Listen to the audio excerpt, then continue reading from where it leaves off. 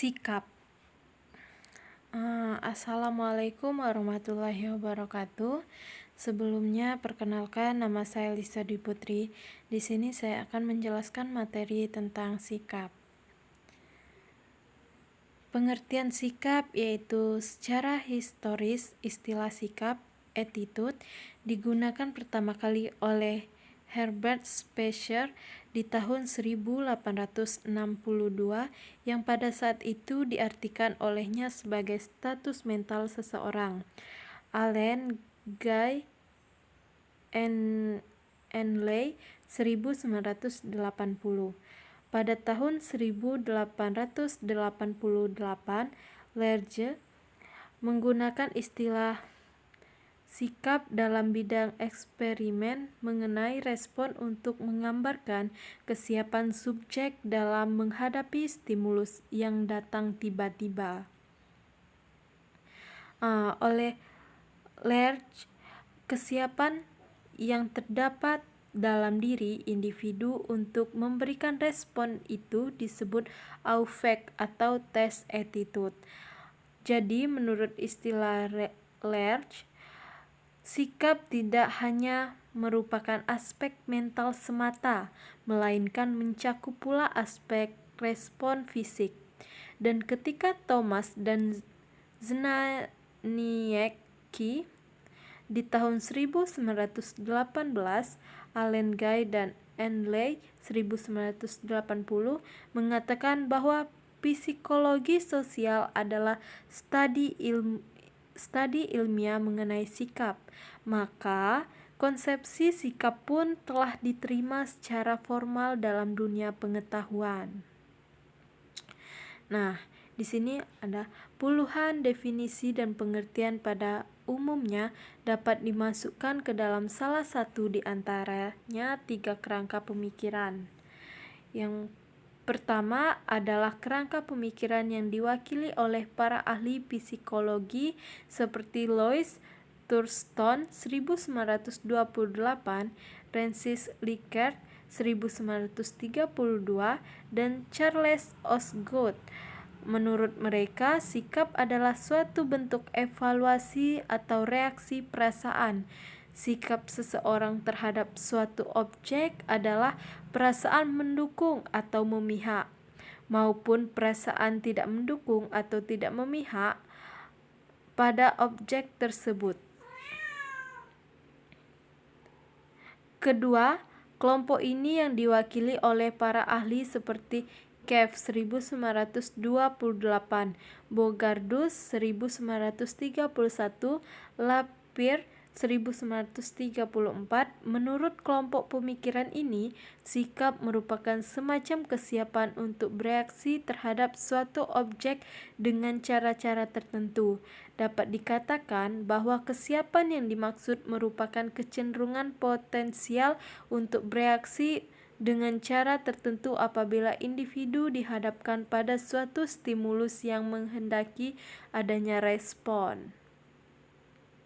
Ketiga, menurut mereka, konstelasi komponen-komponen kognitif, afektif, dan konatif yang saling berinteraksi dalam memahami, merasakan, dan berperilaku terhadap suatu objek.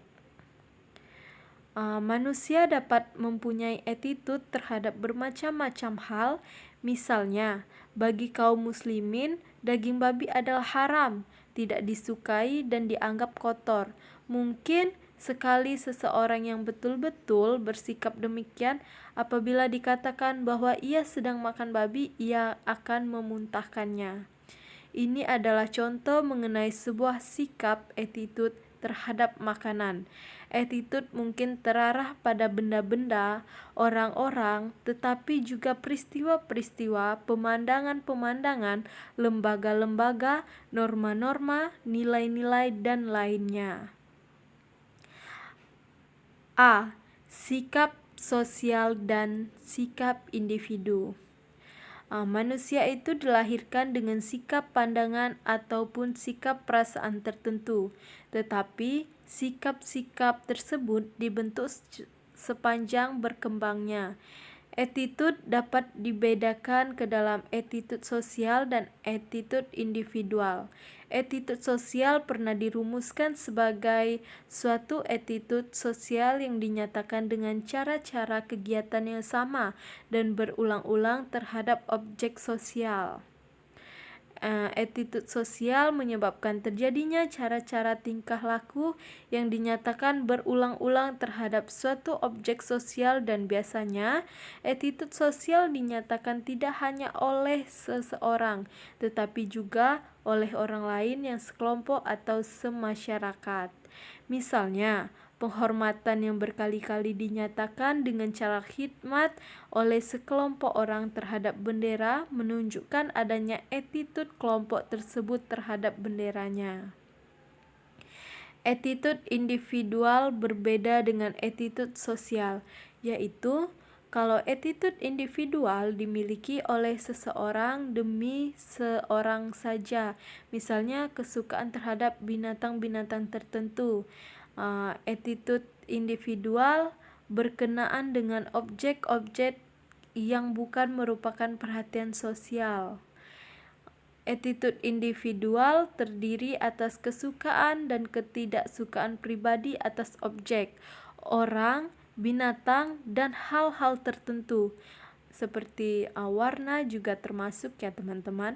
Kita lambat laun mungkin memperoleh sikap suka atau tidak suka kepada seorang kawan atau seorang pesaing, dan terdapat peristiwa penting kehidupan kita, dan disinilah attitude individual turut membentuk sifat pada pribadi diri kita pribadi.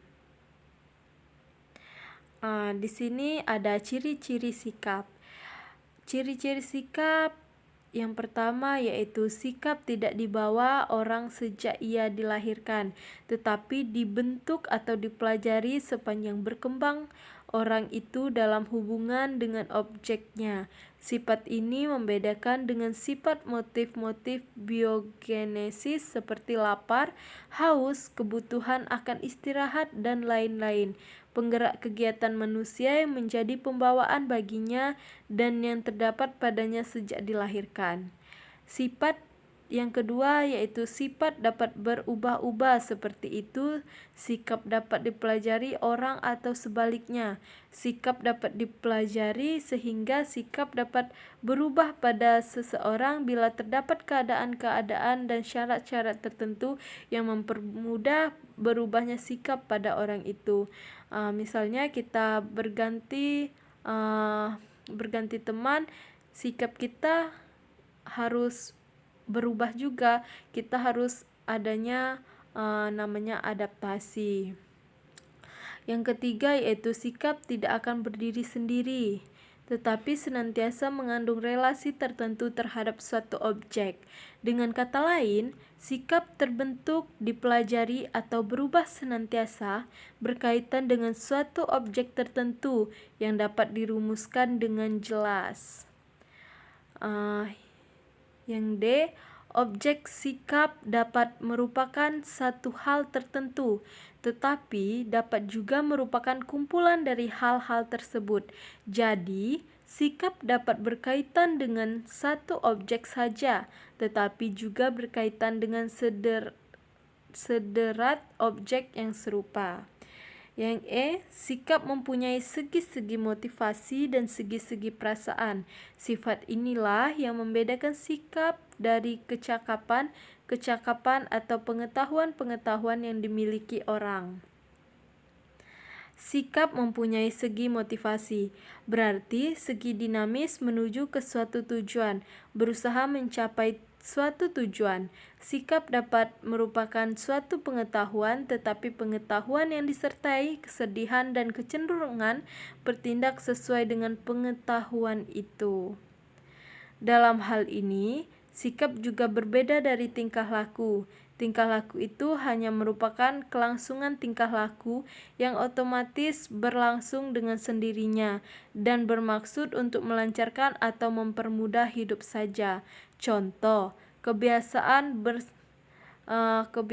menghormati setiap hari Senin ke arah kediaman Kaisar Jepang Pada zaman pendudukan Jepang itu belum berarti bahwa orang-orang yang melakukannya mempunyai sikap tertentu terhadap kaisar Jepang tersebut. Yang ketiga, ada struktur sikap. Struktur sikap terdiri atas 3 komponen yang saling menunjang, yaitu komponen kognitif, komponen afektif, dan komponen konatif. Berikut penjelasannya. Komponen kognitif atau kepercayaan, komponen ini berisi kepercayaan seseorang mengenai apa yang berlaku atau apa yang benar bagi objek sikap. Untuk memperjelas, penulis mencontohkan isu mengenai lokalisasi pelacur sebagai suatu objek sikap. Dalam hal ini, komponen kognitif sikap terhadap lokalisasi pelacur adalah apa saja yang dipercayai seseorang yang mengenai lokalisasi tersebut. Seringkali dalam isu yang seperti ini, apa yang dipercayai seseorang itu merupakan stereotip atau sesuatu yang telah terpolakan dalam pikirannya. Apabila telah terpolakan dalam pikiran bahwa pelacuran merupakan sesuatu yang negatif atau tidak baik, lepas daripada maksud dan tujuan diadakannya lokalisasi, tentu saja kepercayaan sebagai komponen kognitif tidak selalu akurat. Kadang-kadang, kepercayaan itu terbentuk justru dikarenakan kurang atau tiadanya informasi yang benar mengenai objek yang dihadapi. Di sini ada komponen afektif. Komponen afektif menyangkut masalah emosional subjektif seseorang terhadap suatu objek sikap. Secara umum, komponen ini disamakan dengan perasaan yang dimiliki terhadap sesuatu. Namun, pengertian perasaan pribadi seringkali sangat berbeda perwujudannya bila dikaitkan dengan sikap. Sebagai contoh, 2 orang yang mempunyai sikap negatif terhadap pelacur, misalnya, yang seorang tidak menyukai pelacur, yang ketidaksukaannya ini berkaitan dengan ketakutan akan akibat perbuatan pelacuran. Sedangkan orang lain mewujudkan ketidaksukaannya dalam bentuk rasa benci atau jijik terhadap segala sesuatu yang menyangkut pelacur.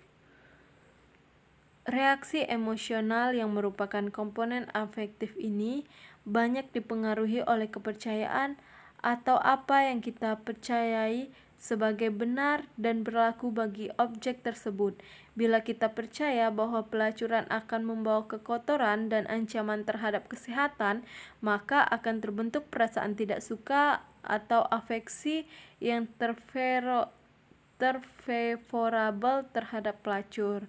Misalnya kita berpikiran bahwa pelacur itu penyebar penyakit HIV, atau pelacur itu pakaiannya seperti ini, seperti itu ya teman-teman.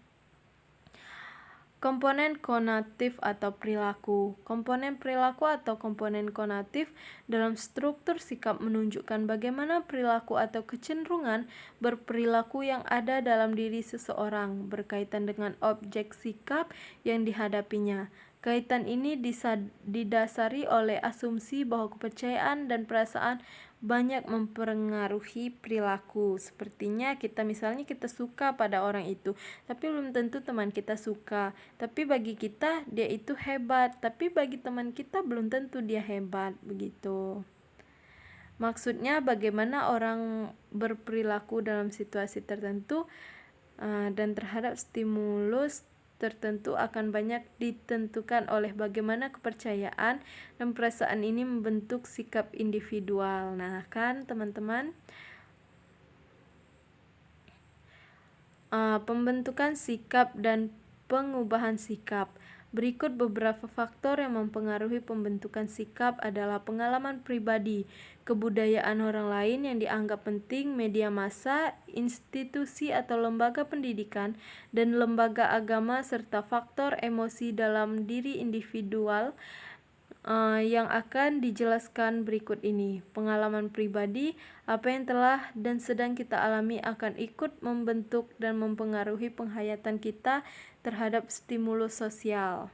Secara umum, pembentukan dan pengubahan sikap dapat terjadi melalui 4 cara, antara lain cara pertama yaitu adaptasi, kita harus beradaptasi dengan lingkungan kita.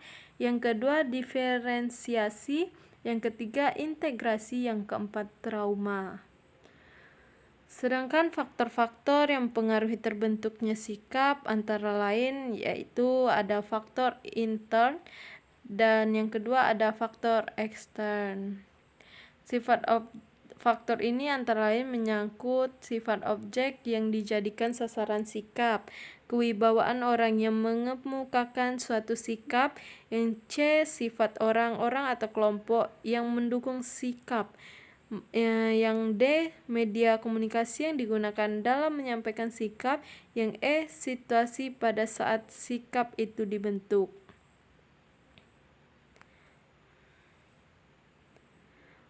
Pembentukan dan perubahan sikap. Pembentukan sikap tidak terjadi dengan sendirinya, akan tetapi pembentukan senantiasa berlangsung dalam interaksi manusia dan berkenaan dengan objek tertentu. Yang dimaksudkan interaksi di luar kelompok ialah interaksi dengan hasil kebudayaan manusia yang sampai kepadanya melalui alat-alat komunikasi sepertinya surat kabar, radio, televisi, buku, risalah, dan lain-lainnya. Faktor-faktor lain yang turut memegang perannya ialah faktor-faktor intern di dalam diri manusia, yakni selektivitasnya sendiri, daya pilihnya sendiri, atau minat perhatiannya untuk menerima dan mengolah pengaruh-pengaruh yang datang dari luar dirinya itu. Sekian materi sikap. Saya akhiri. Wassalamualaikum warahmatullahi wabarakatuh.